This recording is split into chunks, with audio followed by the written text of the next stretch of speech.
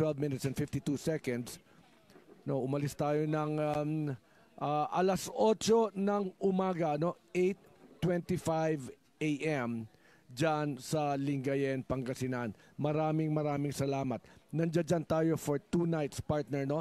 Napakainit na pagtanggap sa atin ng ating mga kababayan kahit saan tayo tumungo, no? Ako'y nakikiusap lang, lalong-lalo na sa ating mga ibang siklista na hindi naman kasama dito sa karera na to. Pangalawa, ang mga kaibigan natin na nakamotor. Pangatlo, yung mga nagtatricycle. Partner, padaanin muna natin ang mga karera bago tayo magpatakbo, no?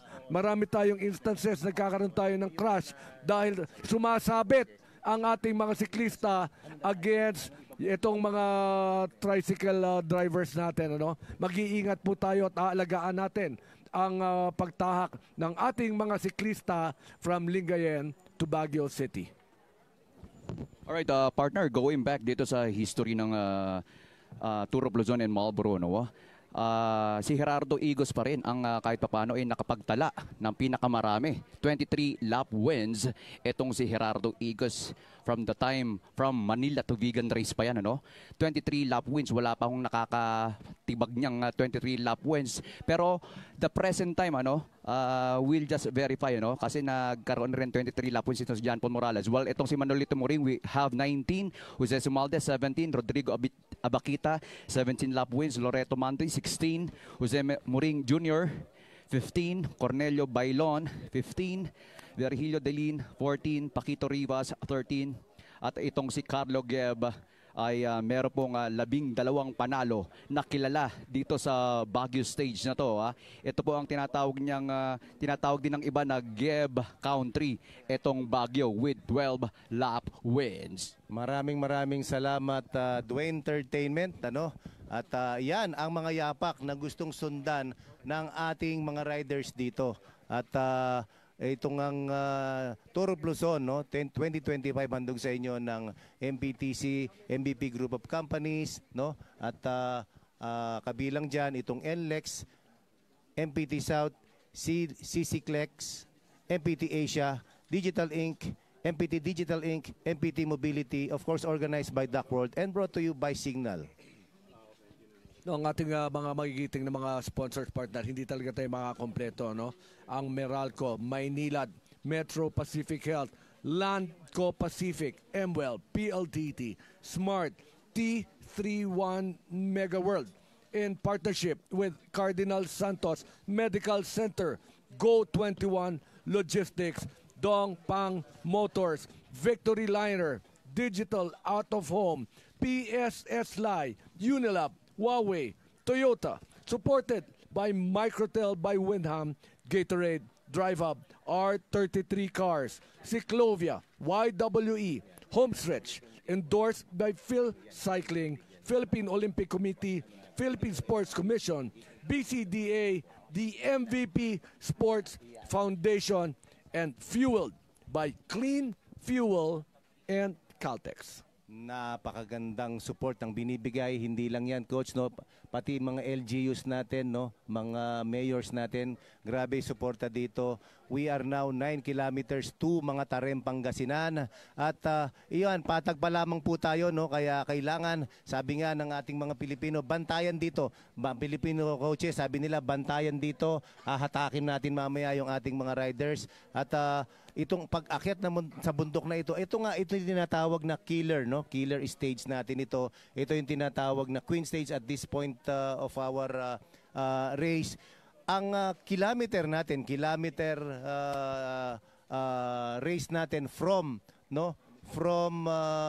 the 138.2 kilometer mark o yung final 34.3 kilometers, yon ang start ng King of the Mountain race, no?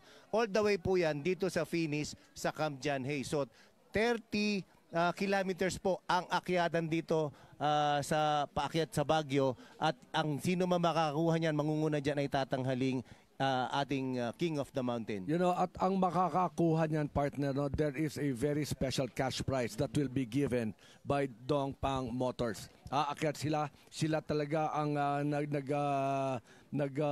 umangke, no, ng pagbibigay ng cash prize, no, doon sa ating mananalong Dong Pang Eagle of the Mountain Award.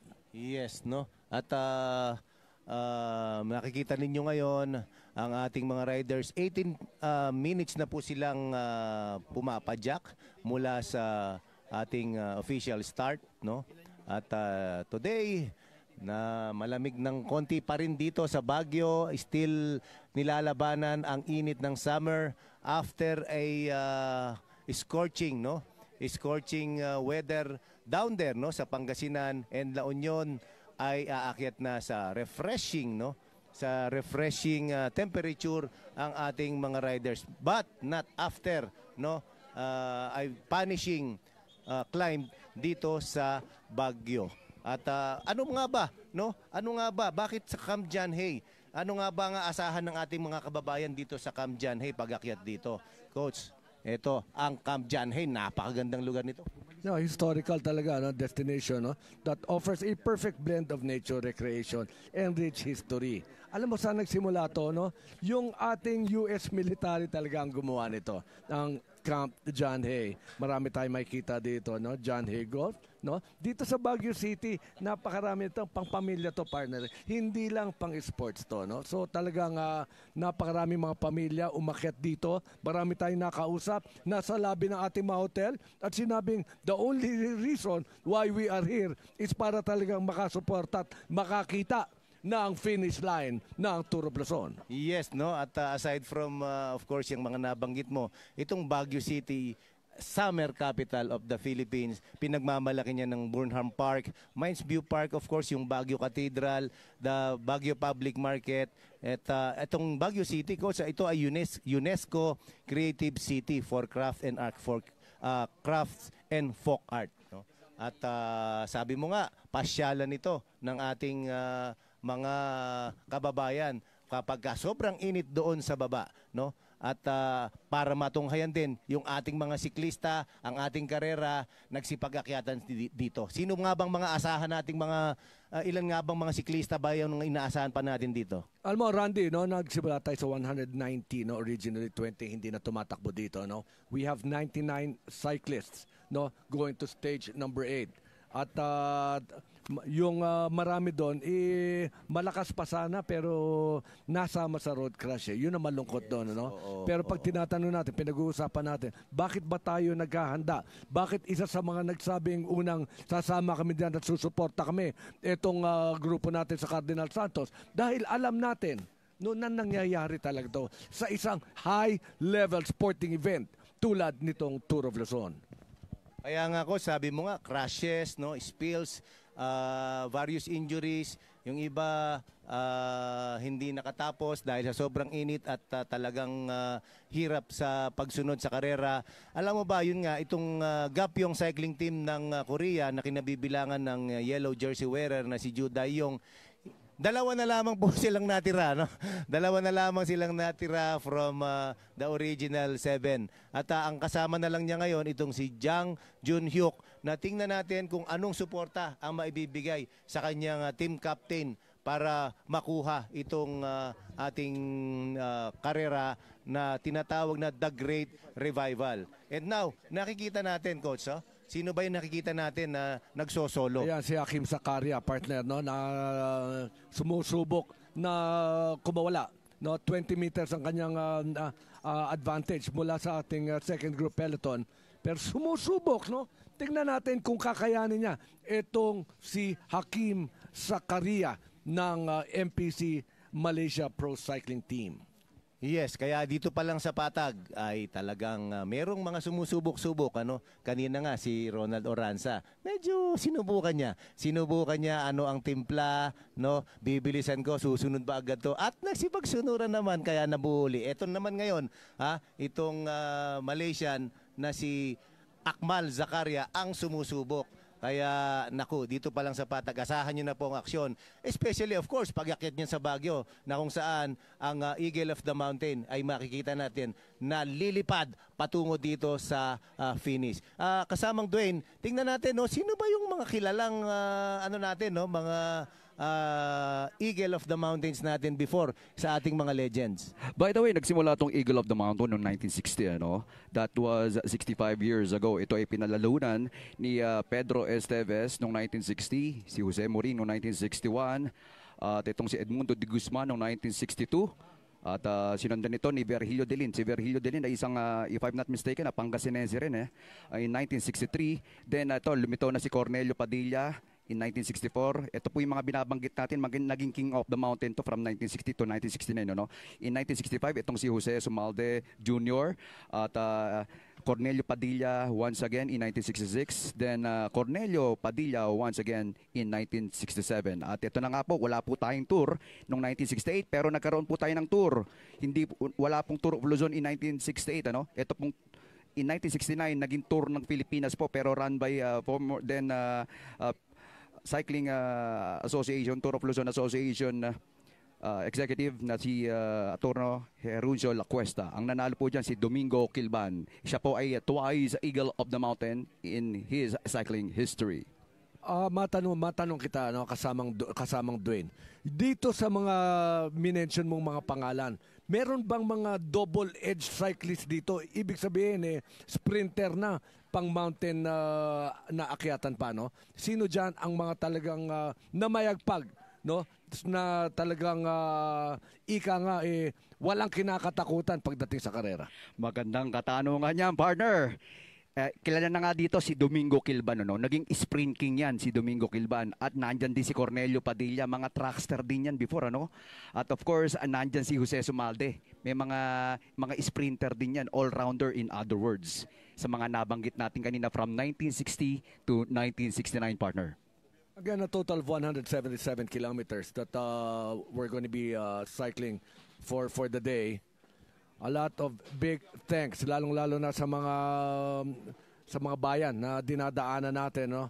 No, marami talagang natutuwa.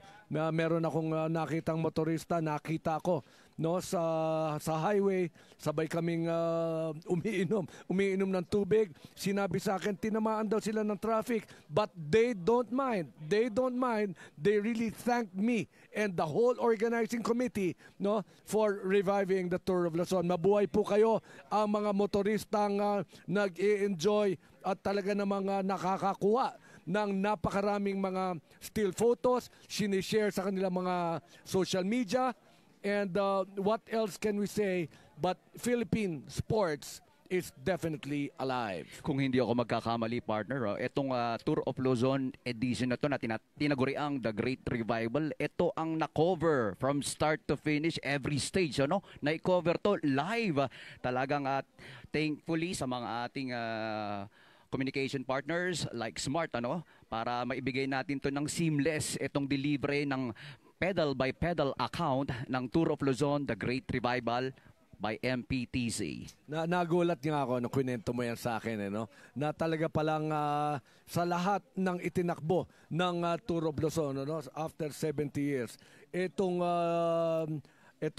takbo natin na to, no? Talagang sinimula natin, no? Mula sa opening ceremonies, hanggang sa mamayang gabing mangyayaring napakalaking awards night and Thanksgiving night na mangyayari naman yan dito sa Camp John Hay. Pero ito, ngayon, tingnan natin kung ano ba talaga ang mangyayari dito sa stage number 8. Pakinggan natin si June Lumibaw.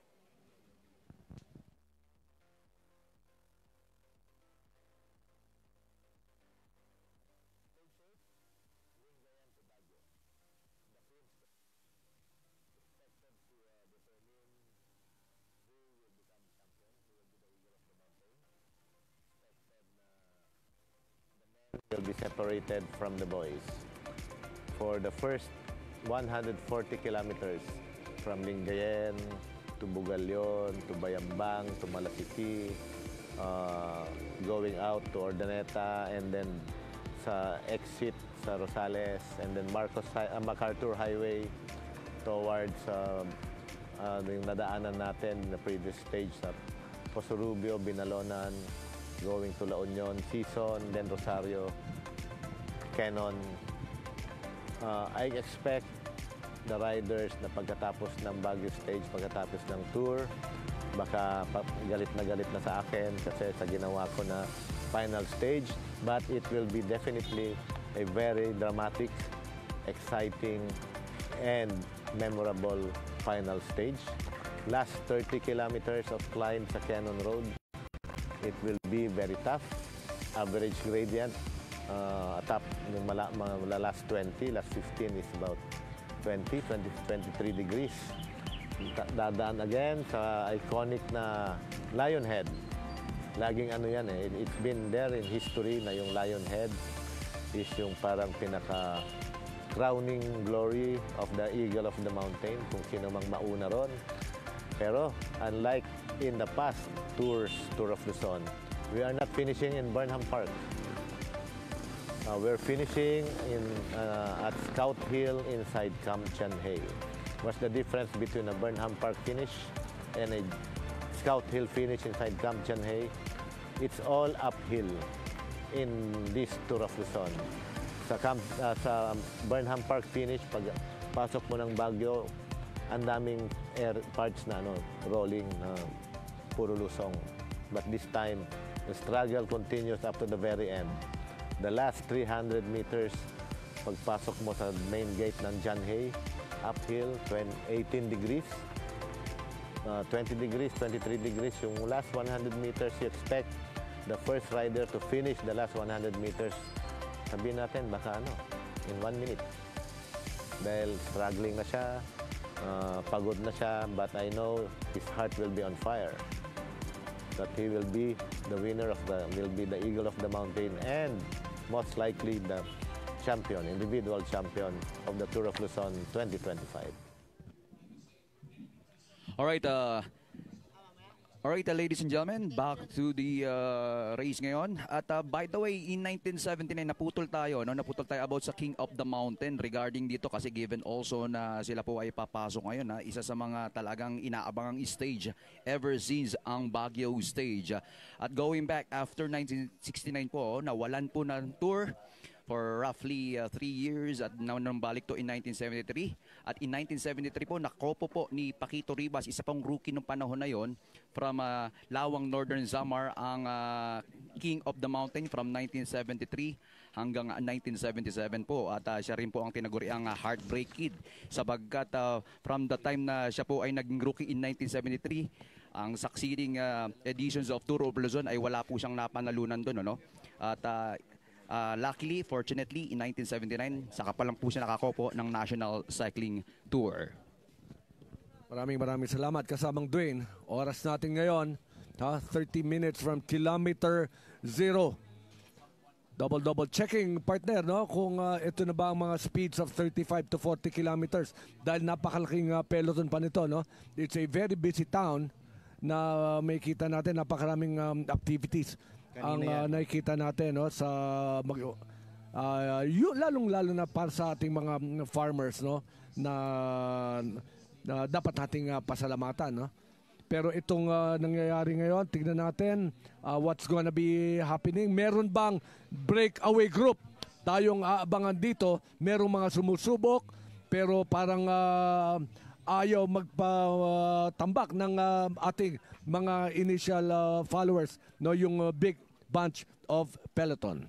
Yes, Coach, yan nga, katulad ng sinabi nga ni Coach Santi Barnachea ng MPTD, gagawa na talaga ng paraan. Early on pa lang, dahil yung elite niya, sabi niya ay paatakihin na niya. Pagbukas ng neutral, susubok, pero ngayon, hindi agad mangyayari yan, pero may mga sumusubok. Ito ang si Ronald Oranza, at yung isang Malaysian, sumubok kanina pero bumalik uli. And now may nakikita tayong I think 1, 2, 6, 6 na riders who are trying to peel off from the peloton at this early point in time itong ating karera sa patag at hindi pa natin nakikita no na gumagawa ng aksyon itong si Jude Dayong. Sabi nga ng mga Pilipino baka hindi namin padaanin yan, pabakura namin yan no. At isa diyan itong team ng MPTD na kung saan si Coach Santi Barnechea ay talagang ilalarga niya paakyat itong si Mervin Corpus no na nakatutok lang dito sa Koreano. No, pinag-uusapan natin kanina, partner, no, kung gaano ba kalaki ang magiging cash prizes na igagawad natin sa ating mga siklista. But you have to remember that 10th finish will still be getting 60,000. The 9th one will be getting 70, so on and so forth. So, hindi lang pang top 3 ang ating bigayan ng cash prizes dito. No? Number 4 will be getting 220,000 pesos, partner. No? Hindi masama no, na mag number 4. But sino ba naman ang aayaw sa 350,000 if you win at number 3?